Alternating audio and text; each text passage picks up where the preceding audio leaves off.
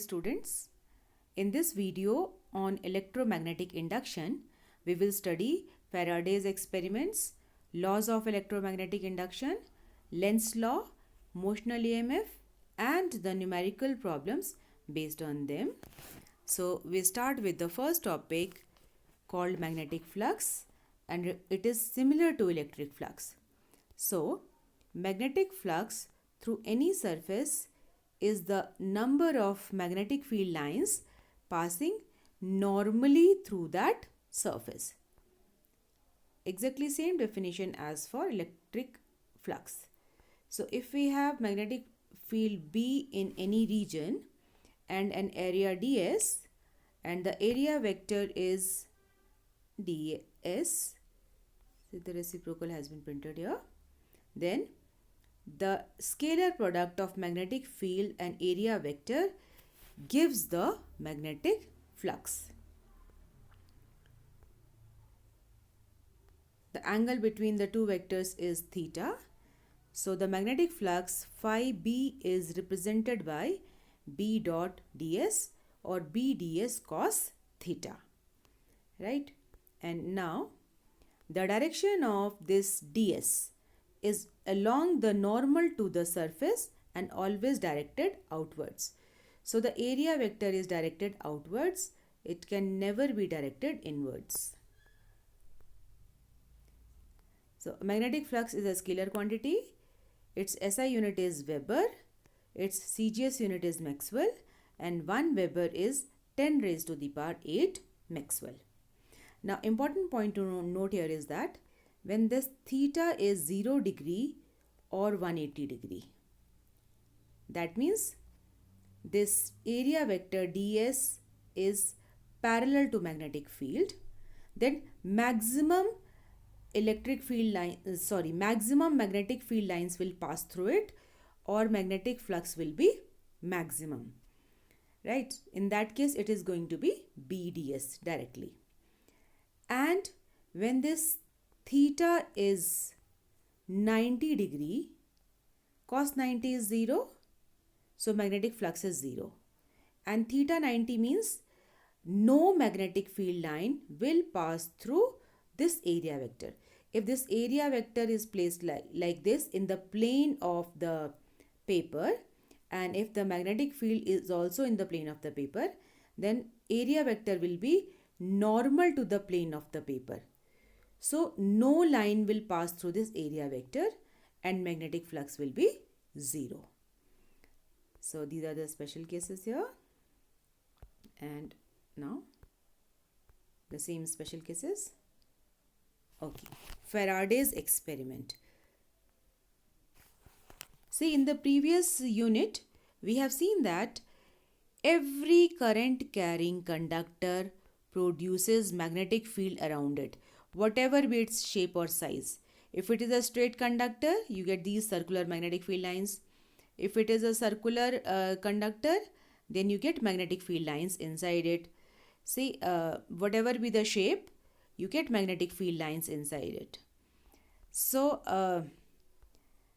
every current carrying conductor is producing magnetic field, or current is electric field. So electric field is producing magnetic field. Now the question arises whether opposite is also possible. Can magnetic field produce electric field? So this phenomena was shown by Faraday, Michael Faraday. So he has taken one coil of copper connected to galvanometer, and there is no cell. There is also a copper coil connected to galvanometer, and here a bar magnet. So now see what happens. When the bar magnet is moving towards this coil, see, toward this coil, a deflection was shown by this galvanometer, and the deflection was shown by this galvanometer also. Now when the magnet stops, there is no deflection in this galvanometer and no deflection in this galvanometer. It means what? That motion of this bar magnet has produced current in it, and it has produced opposite current in this one, right? or we can say that magnetic field has produced electric field. So the opposite is also true. The nature is symmetrical. The second experiment here, see, let us have a second look here. Look at it. See, when the north pole reaches this side, this end becomes a north pole and direction of the current is this. And south pole is moving away from it, this end becomes north pole, this end becomes south pole. And here the current is in opposite direction. The deflections are in opposite direction. But the moment the magnet stops, there is no current. For the second one, with changed poles, the result is reversed. When the south pole is approaching, this behaves like south pole and a reverse current. And this becomes south pole and a reversed current. Let us look at this situation here. When this magnet is approaching the coil, some force has to be applied and this end behaves like a north pole. And when the magnet stops, there is no deflection in the galvanometer. It means the current is produced only and only when the magnet is moving. And when the magnet is moving towards it, the number of magnetic field lines linked with the coil increases. That means magnetic flux increases and current is produced. When the magnet is moved away from it, then number of magnetic field lines linked with the coil decrease, and then again current is produced in galvanometer but in opposite direction. That means whenever magnetic flux linked with a coil changes, a current is shown by the galvanometer, and current is produced by EMF. So an EMF is produced inside this circuit, which is called induced EMF or induced current. So magnetic flux linked with the coil changes when the magnet moves towards or away from the coil. It induces current in the galvanometer, and when the magnet is stationary, no current is induced. See, when the magnet stops moving, the magnetic field lines passing through it becomes constant and there is no current shown by the galvanometer. So necessary condition is that magnetic flux should continue to change. Faraday's second experiment. See here, just have a look. We have two coils, primary coil, secondary coil. This coil has a cell and this key is open here. The secondary coil has no cell, it has a galvanometer. So, the moment this key is closed, current passes through this coil, primary coil.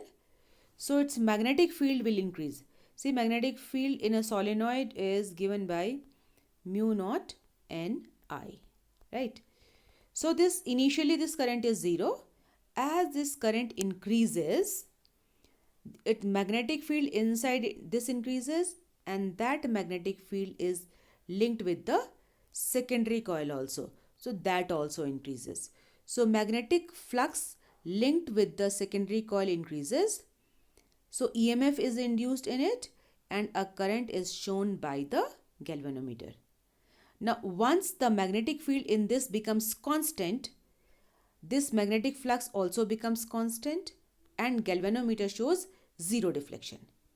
So no induced EMF. Second case, see here. Here the key is closed and this circuit is having a current.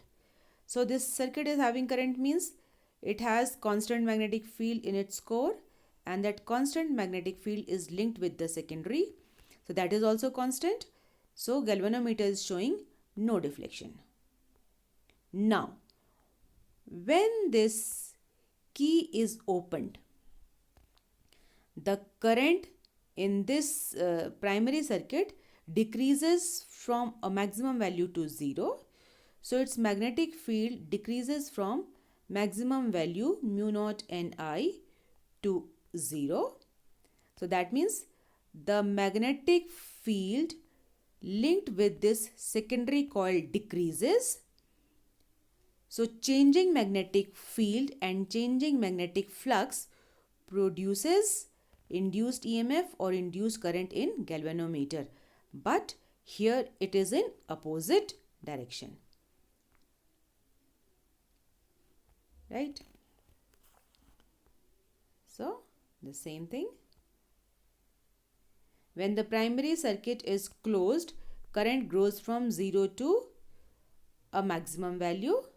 During this period, changing current induces changing magnetic flux through the primary coil, and this changing magnetic flux is linked with the secondary coil and induces EMF or current in the secondary coil.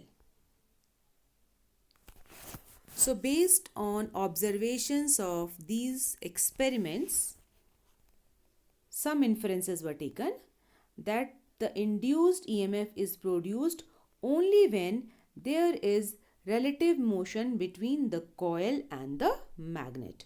Once the motion stops, there is no induced EMF. Now the second observation was current and hence the deflection in galvanometer increases when the relative velocity between the coil and magnet increases and vice versa.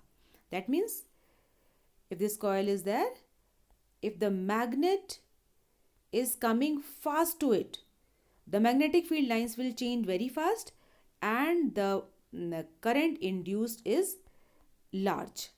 If the magnet is coming slowly, then the current induced is small. So the induced current or induced EMF depends on this velocity or rate of change of flux. So based on these observations, two laws were formulated by Faraday, and they are: whenever magnetic flux linked with a circuit changes, an EMF is induced in the circuit. And the second law gives its magnitude. It shows that the magnitude of induced EMF is directly proportional to the rate of change of magnetic flux linked with a circuit. So the relation for induced EMF is minus d phi b by dt. And the significance of this negative sign. So the negative sign signifies that induced EMF opposes change in magnetic flux. Now, the direction of induced EMF is given by this Lenz law. Now, according to it, the direction of induced EMF or induced current is such that it opposes the cause of its production. So here we have taken this example of a magnet moving towards this coil. So what happens when this magnet is moving towards this coil, the north pole of magnet, then this end becomes north pole and this end becomes south pole. So the magnet experiences repulsion and this end of the coil develops anti-clockwise current. You know that a north pole is shown by anti-clockwise current. So while moving, a mechanical work is done against the repulsive forces between the two north poles. Now this mechanical work gets converted into electrical energy, and so a deflection is shown in the galvanometer. So here, let's see. If the same magnet if the same magnet is moved away from it, then this end will behave like a south pole and this end will behave like a north pole. Because when this north pole is moving away, the magnetic field lines linked with it will decrease. That means magnetic flux will decrease. And to increase that, this end will become south pole and it will try to attract it. You see that? The EMF opposes the cause of its production. So, the work done against this repulsive force, work done against this attractive force, this is north pole, this is south pole. The work done against this attractive force will be converted into electrical energy. And now the galvanometer will show opposite deflection. So whether the magnet is coming nearer or it goes farther, some external mechanical work has to be done. So let us look at it. When north pole of magnet approaches the coil, magnetic flux linked with the coil increases. To oppose it, north pole or anti-clockwise current is developed in the nearer end of the coil, which repels the magnet. Now, the mechanical work done against repulsive force converts to electrical energy.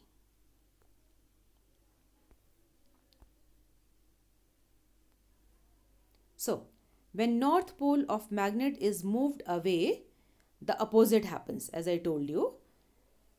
And the mechanical work done against repulsive or attractive force converts to electrical energy. Now, Lenz's law is in accordance with the conservation of energy. So, mechanical work is getting converted to electrical energy. This question is asked in board examination also. That show that Lenz's law is in accordance with the law of conservation of energy.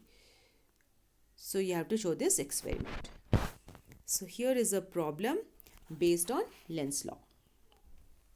See, this figure shows planar loops of different shapes moving out of or into a region of a magnetic field which is directed normal to the plane of loop away from the reader.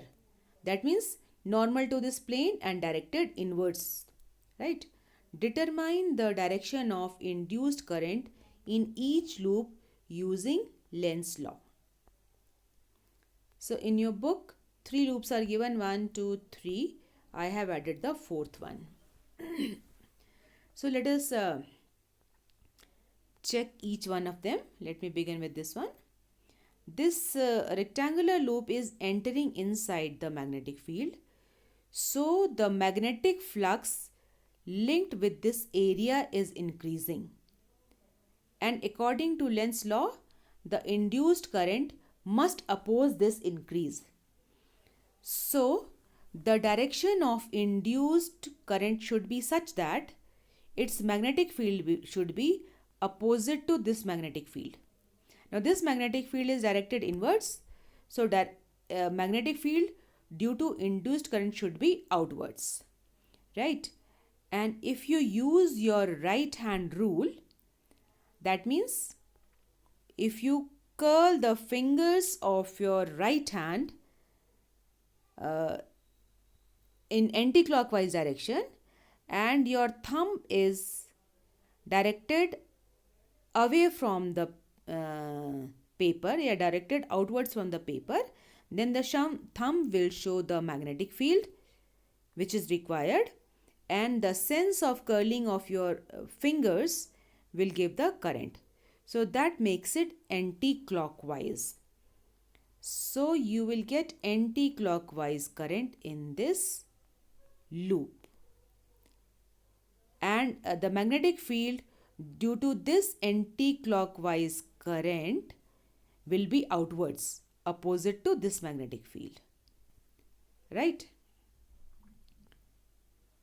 Now let me consider this one. Now this triangular loop is moving out of this magnetic field. That means the magnetic flux linked with this is decreasing. So it will try to increase the magnetic flux, and for that the induced current must increase the existing magnetic field. So using your right hand only, the current in this should be clockwise current, like this one, you see.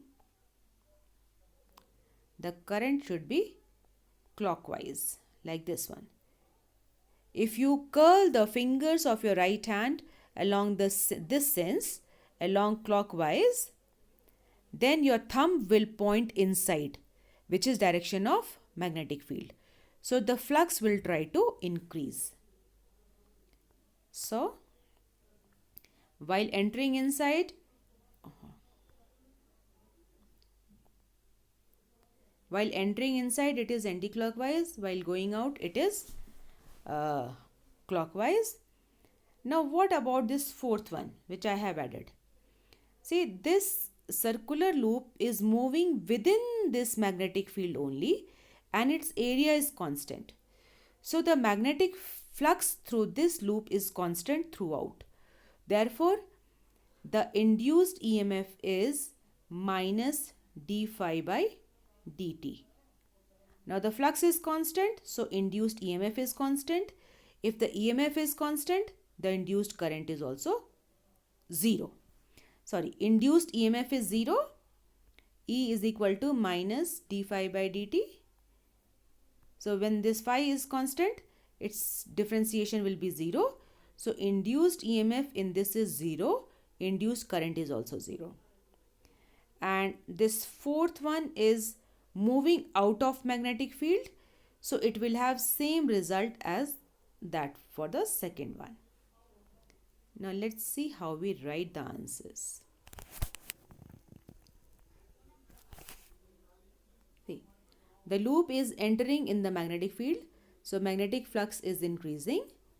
The induced current must try to oppose this increase, so the magnetic field due to induced current must be in opposite direction, that is normal to plane outwards, and using right hand rule, the induced current must be anti-clockwise.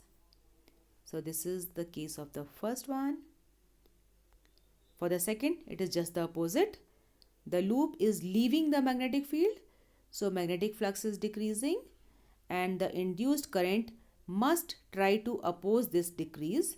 So the magnetic field due to induced current must be in same direction, normal to plane inwards.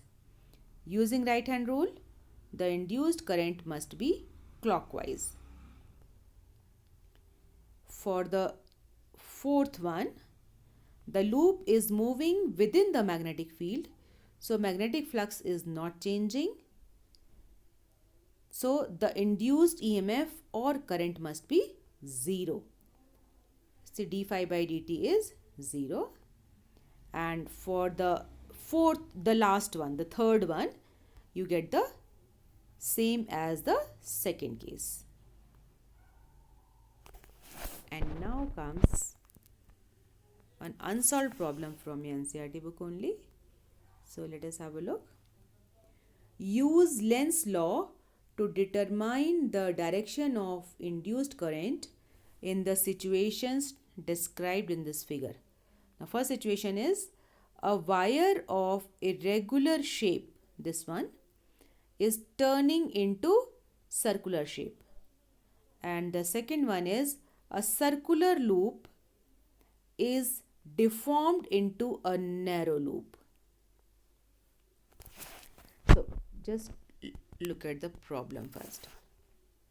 Here we have irregular shaped loop and it has been converted to a circular loop. Here we already have a circular loop and it has been bent into this smaller shape. Now for this, one important concept is that for a constant perimeter, the area of circle is maximum. So whatever shape you have, maybe a triangle or maybe a rectangle or maybe octahedral or irregular shape or whatever. If the perimeter is constant, then the maximum area will be that of a circle. So that's a very important point you must remember. Now, let me talk about this first case. When the irregular shape is turned into a circular loop, the area increases and hence the magnetic flux, which is magnetic field into area, is also increases. And when this area increases, when magnetic flux increases, then क्या होना चाहिए हमारा? The induced current must try to oppose this increase according to Lenz's law. So the magnetic field due to induced current must be in opposite direction, that is normal to plane and outwards. And to make it normal to plane outwards, using right hand rule, the induced current must be anti-clockwise for the first one. And let us talk about the second one now. Now here initially it is a circular loop, so area is more. Now it is bent into a thinner one, so area is decreasing. Now area decreasing means the magnetic flux, which is B into A, magnetic flux is decreasing.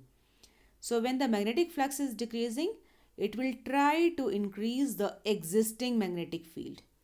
And here the magnetic field is directed outwards. So the magnetic field due to induced current should always also be outwards. That means the induced current should also be anti-clockwise. So area decreases, magnetic flux decreases, so induced current will be induced current will increase magnetic flux. That means induced current should be anti-clockwise. So you should be very clear with the Lenz law. And let us move to motional EMF. See, we have a uniform magnetic field directed inwards, and here we have a conductor XY of length L. This can move on a rectangular loop, conducting loop, and it can move with velocity v on it. Okay. Now see what happens. See, this whole frame is conducting only. So when this conductor is moving away, this enclosed area increases. That means this enclosed magnetic flux, the magnetic flux linked with this loop will increase, and so EMF is induced in it. And because of that EMF, a current is induced in it. So we are going to find that out. See, the induced EMF is minus d phi by dt, or minus, see, phi is B dot A and B dot A is BA cos theta. So induced EMF is minus dBA cos theta dt, that is minus dBA. Now see, this angle is either theta or this angle is either 0 or 180 degree. See, the area vector here in this case will be directed outwards, and if this magnetic field is outwards, then they will be along the same direction. So any of these two. So now the induced EMF E will become minus dB, and this area is length L into breadth x. So L into x, right? And B and L are constant. See, the magnetic field B is constant. This L is also constant. And what is left inside is dx by dt. We are left with dx by dt, right? And this dx by dt is velocity of this conductor. You see, when this conductor is moving outwards, this x is changing. and the time rate of change of this x will be equal to this velocity. You know that velocity is dx by dt. So we get E is equal to minus BLV. Okay. So here, let us assume that this XY has sufficient resistance R and the frame has negligible resistance. Then the current in the circuit will be induced EMF upon resistance, that is BLV upon R, and the direction of this current is given by Fleming's right hand rule. You have done Fleming's left hand rule, but now we are introducing Fleming's right hand rule. So what is it? It is when thumb, index finger, when thumb, index finger and middle finger of right hand are stretched mutually perpendicular to each other, then thumb shows velocity, index finger shows magnetic field and middle finger shows induced current. It is somewhat comparable with the Fleming's left hand rule also. So let's see how we do it. Magnetic field is shown by index finger, and in the left hand rule also the magnetic field was shown by this index finger only. And then the current is shown by the middle finger, and in this case the current is shown by the induced current is shown by the middle finger. So in both the laws, the middle finger shows current, induced current or plain current. Index finger shows magnetic field. And here in this case, the thumb shows velocity V, and in left hand case it was force F. So we can the direction of force and velocity will be same only. So we can compare the two laws very easily. Like this becomes FBI, the previous one was also FBI. So you should be able to apply this Fleming's right hand rule. And let us see how it is applied here. Now, in this case, when you stretch your fingers, right hand, and when you do that, then your middle finger will point from Y to X. So this is the direction of induced current. Okay. Now we can show the same by using Lorentz. Before that, let's talk about force on the conductor. Now force on the conductor. Conductor is carrying current I. So its force on it will be equal to ILB. And here I is BLV upon R. And simplify it, you get B square L square V upon R. And power used in moving the conductor, power is I square R. So squaring this term and this, you get B square L square V square upon R. So this is the relation for power used. See, you need to apply force to move this conductor, and then you are working and using power. So that is given by this relation. Now we can derive the same relation using Lorentz forces. So let's see how it happens. So we have the same conductor, and here, see, when this conductor is moving along this direction, now conductor contains electrons. So that means each electron present inside this magnetic field is moving along this direction. And you know that when a charged particle moves in a magnetic field, it experiences force. So let us look at the force. So this electron will experience a force in downward direction towards Y according to Fleming's left hand rule, right? And then what will happen? electrons will collect at Y end. So this Y end will tend to become negative. And when this end becomes negative, electrons are moving downwards, then this end will become deficient in electrons, so it will become positive. And due to this, now an electric field will be set up from this positive end to negative end electric field. Now this electric field will oppose the motion of the electron. You know that electric field applies force on electron opposite to electric field, right? So due to this electric field, the electron will experience a force in upward direction. See, electric field is acting along this direction, right? And in equilibrium position, this force due to magnetic field and force due to electric field will become equal. And since the electrons are moving downwards, you will have current from Y to X. So this current will be induced current. Okay. So let us look at its mathematical part.